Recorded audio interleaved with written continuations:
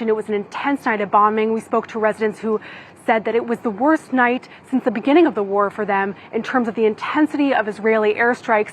Shelling continued throughout the day, and we also saw that troops were fighting Hamas militants in the streets of one of the refugee camps, that tanks were surrounding the area, and as a result, people were fleeing. There was this massive exodus. You saw Palestinians grabbing any of their possessions that they could, babies in both arms. There was people helping their wounded relatives along, and then they fled to the nearby city of Deir al-Baleh, where the Israeli military had encouraged them to evacuate. But of course, this also raises concerns. Is this place safe? We've seen intensified strikes across the entirety of the Gaza Strip, raise the overall death toll in the war so far among Palestinians, according to health authorities, to over 21,000. Just a staggering number. We actually saw an Israeli military raid into a northern refugee camp in the occupied West Bank. It killed 6 Palestinians, and this just adds to the overall death toll since Hamas's October 7th attack on Israel during this war period. We've seen over 300 Palestinians killed,